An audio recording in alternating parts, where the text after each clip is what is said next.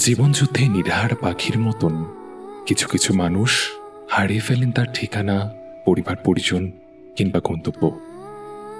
হারিয়ে যাওয়া ওই মানুষগুলোর জন্য আশার প্রদীপ নিয়ে দাঁড়িয়ে থাকেন কেউ কেউ, যারা নিঃশব্দে ফিরিয়ে আনে এই মানুষগুলোকে আপন ঠিকানায়, আপন ঘরে।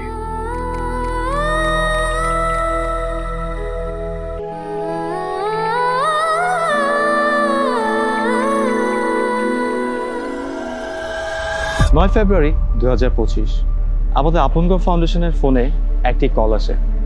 আমাদের একজন বিশ্বস্ত ইনফর্মার জানান যে ঘাটাচর জাতি ছাউনির নিচে একজন অত্যন্ত মুমূর্ষু এবং মানসিক ভারসাম্যহীন মানুষের সন্ধান পাওয়া গেছে।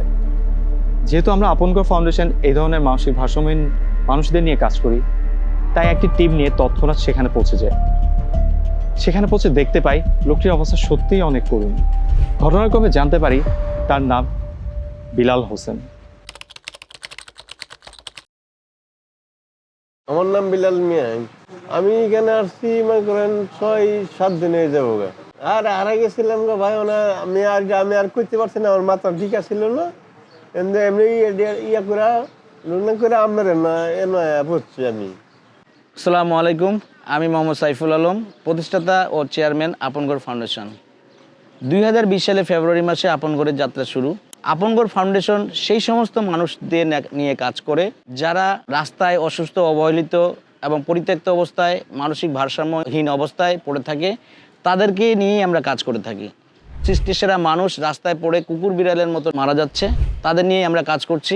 তাদেরকে আমরা উদ্ধার করে শারীরিক ও মানসিক চিকিৎসা দিয়ে তাদেরকে সুস্থ করে তোলার চেষ্টা করি। এরপরে তাদের ফ্যামিলি বা পরিবারের খোঁজখবর করে তাদের কাছে হস্তান্তর করার চেষ্টা করে থাকি। বিলাল হোসেনের থেকে আমরা জানার চেষ্টা করি তার পরিচয় এবং পরিবার পরিজন সম্পর্কে। সেই অনুযায়ী আমাদের আপনগর টিম অনুসন্ধান করতে থাকে তার ঠিকানা।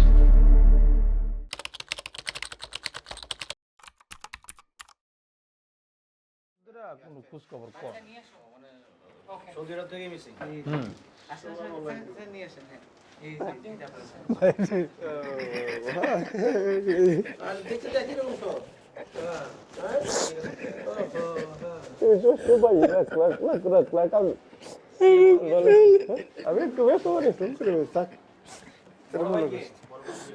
ভালো আছেন? কত বছর পর পাইলেন? 25 বছর আগে।